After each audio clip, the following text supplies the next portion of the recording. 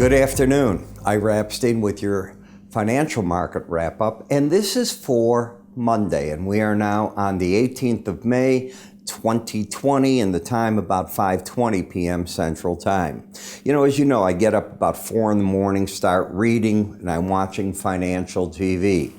And I'm watching, and I expected the stock indices to be up, and they were, because I was watching the 60 Minutes yesterday, and I saw the interview from Fed Chair Powell, and I agreed with everything he said. They have the tools of everything they need.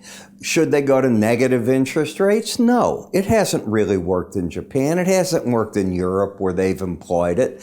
It really, I think it stops the banks from lending, if anything. They're not making the money they have to. Do you honestly think with the negative rate that you put money in the bank and you're paying money for the bank to hold it? Does that make sense to you? Why are you doing that? People will put money on their blanket. They'll buy other things. It doesn't make sense. Do you think your credit card company is going to pass on a negative rate with the theory, and this is part of the theory, that because rates are so low, you won't be paying as much interest and you'll go out and buy? They're not going to give you a negative rate. Maybe you'll get some deals, but not going to be a negative rate. And that's what I said today for TikTok on Bloomberg.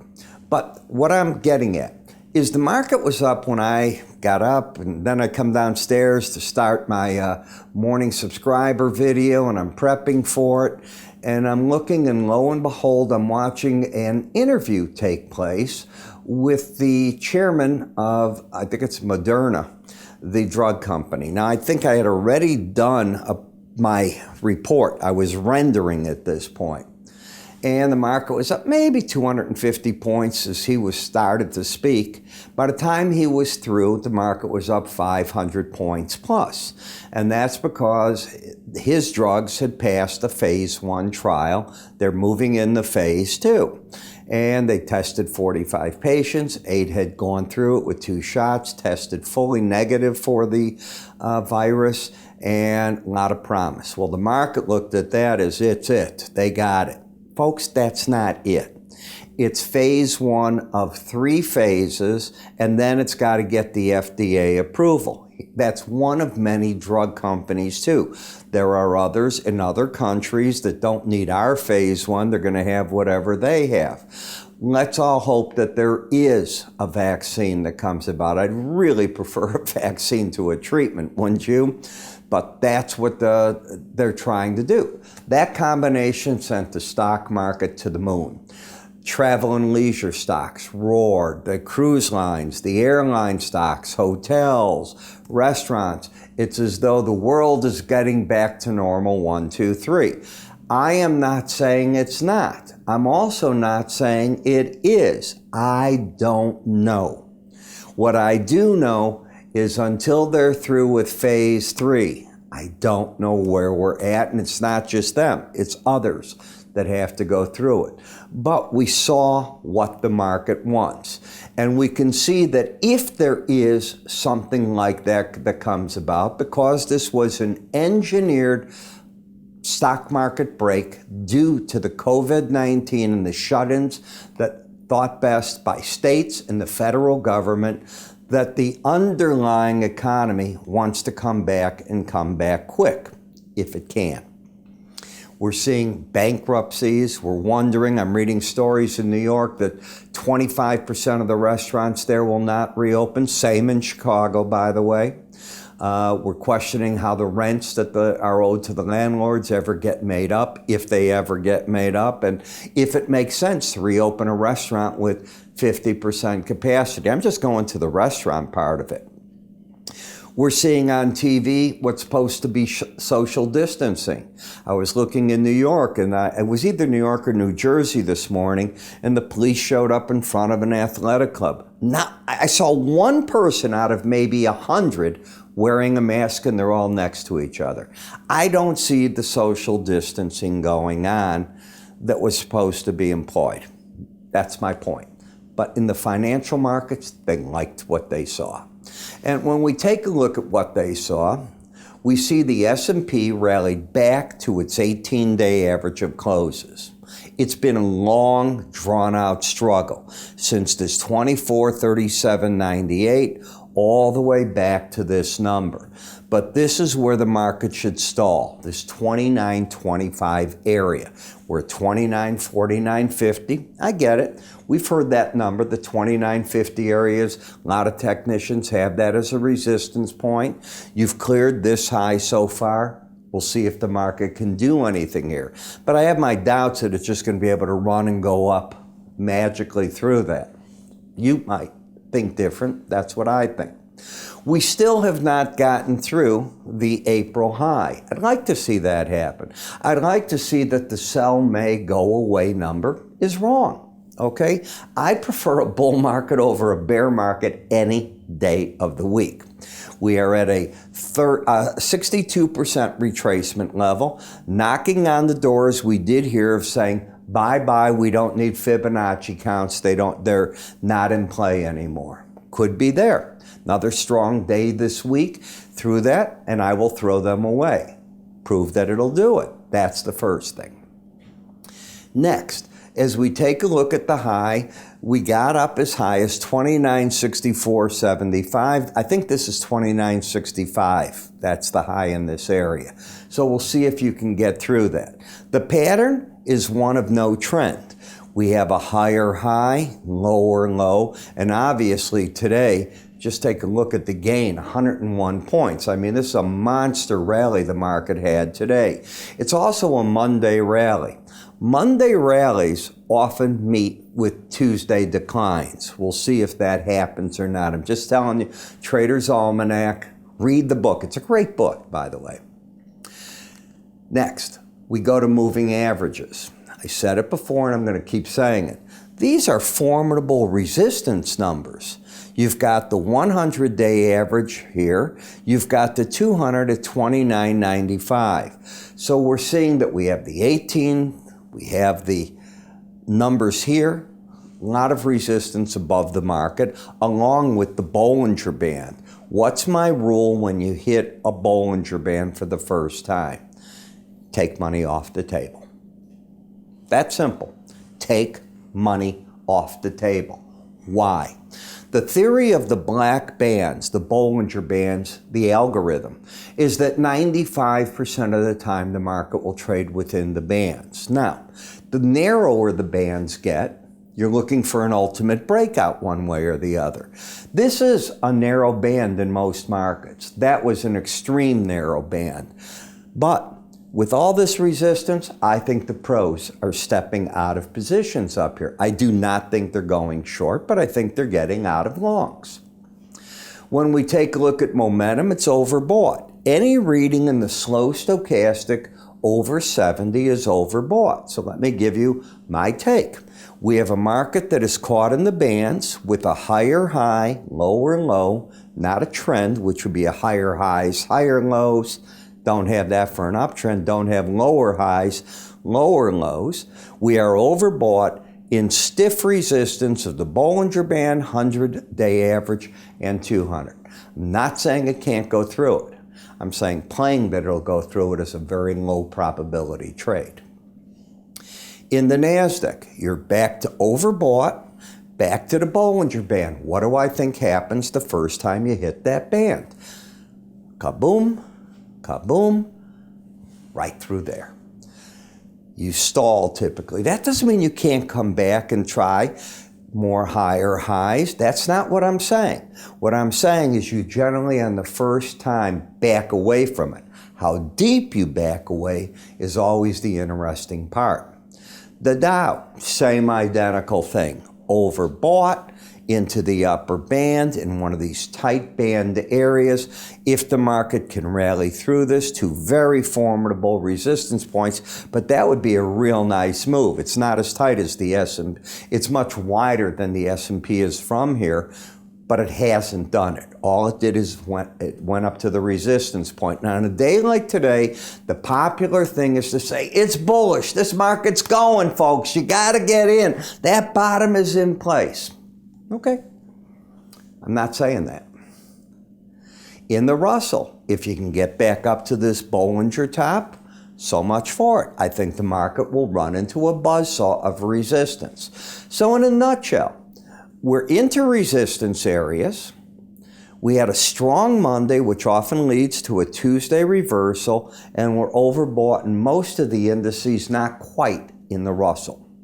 If the VIX goes down to 26.85, I expect to see the pros write puts, expecting this market to get back up to 31.30 roughly, the 18-day average of closes. That trade is back in play. It's been working. That's what I'm expecting to see.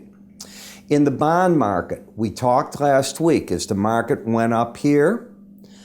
I said, I'm looking for failures. And this was right as we were coming up there. I said, you're caught in this narrow band. You didn't follow through to the downside. Why are you going to follow through to the upside? Bingo. Same thing. Still going on as far as I'm concerned. 10-year note. Upside, right back down. Dollar index. It's like a magnet. It's caught on this 18-day average, and it can't get away from it. You made one run at the upper Bollinger Band, just missed it. You hit the lower band, and since then, you've just been stuck there. Remember what I say. When you get into this pipe, the frustrating thing is trend traders try to say, oh, I'm going to go with it. It's breaking out. Oh, it's breaking out to the downside. You go nuts. You end up in a loony bin, and you lose money in this type of thing. I don't see it right here. I don't see anything to do. I understand what happened in the eurocurrency today. This was a big move by any stretch of the imagination. This is a full 100-point move that didn't come off a major report. It came off of a garden walk with Mr. Macron, Miss Merkel, as they had discussed and then said that they are in favor of a $500 billion package to aid Eurozone countries. That's big. Now, and that's what Miss Lagarde wants. Remember, the European Central Bank has asked these governments to do something, to spend. Well, this could be it. And that just sent this market back up. By the way, let's take a look at this. You're just sort of stuck at this. You're not trending. You got a higher high, lower low, back and forth, and you're still doing that. Here you are, and now you're up here. You know what I'll tell you? If you hit the upper Bollinger Band, the pros will dump the positions they've got on here. That's what I think, at least. Japanese yen. Sideways action, in a downtrend, no follow through and oversold. Still an ugly trade.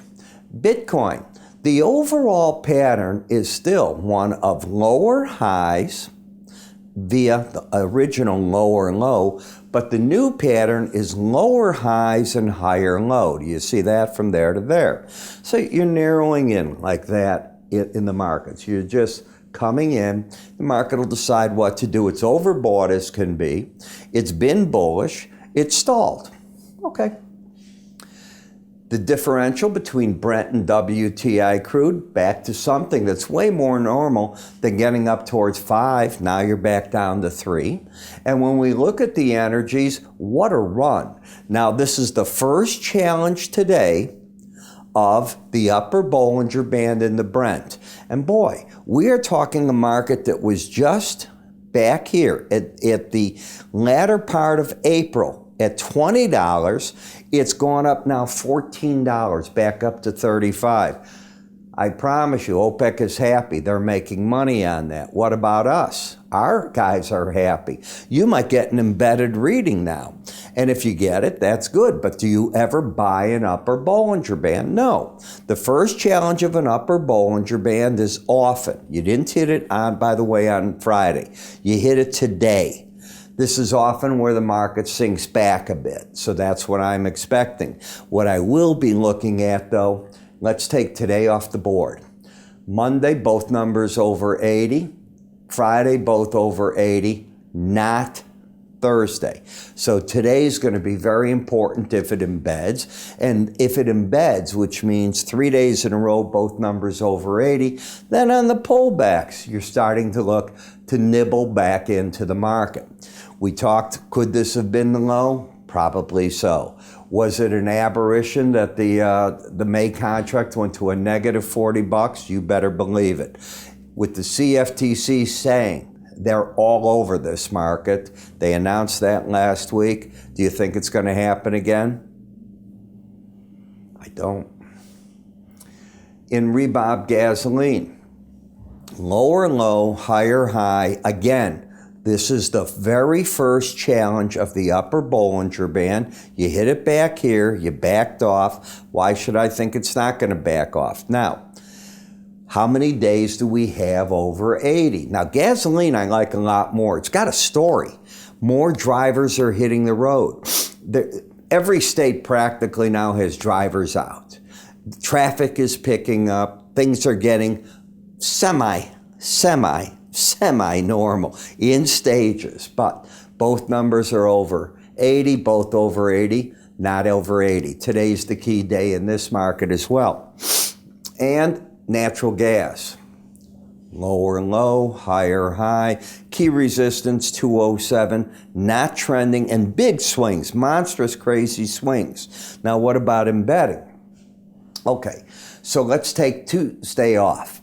Both numbers under 20, both under 20, both under 20. So we have a full-fledged embedded reading situation, which tells me on these rallies, the pros will hit the market until the red line closes over 20. Then they'll say no more, and that's where I expect prices will make a run back to 207. That's how I'm looking at it. You know, these are pretty crazy stocks, but they're fun to trade if you don't trade the full-size contract and don't take all that risk. There's a reason there's micro stock indices. There's a reason they're so popular. This is probably one of the most popular contracts the CME group has released. It instantly became good. I had people telling me, now it's 1/10, and how are you going to do anything? There's a reason. This volatility you want to cut down. Buy 2-3 contracts at a time. You got a 2/3, 1/3 of a position, 2/10 of a position. What do you want to take on? You decide. The value's completely different. Instead of risking $50, you got $5 a tick. Makes a heck of a lot more sense, at least to somebody like me with little experience, right? I know that risk is what this game is about. And if you can't control it, you can't think. And if you can't think, what happens is you start making really bad decisions. You don't want to make those bad decisions because they're going to come to bite you. The commission, $1 a side plus exchange and NFA fees. So basically, we're charging $2 round trip to trade them plus the exchange fees. How do you find out about it? Call us at 866-973-2077. Go to our website, leave us a message. It's real easy to do. We'll get back to you. We'll get you all set up to do this.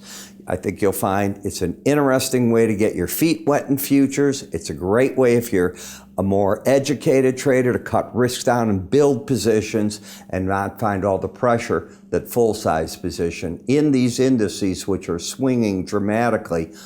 Maybe it's a better fit for you. I'm Ira Epstein. You have a good day.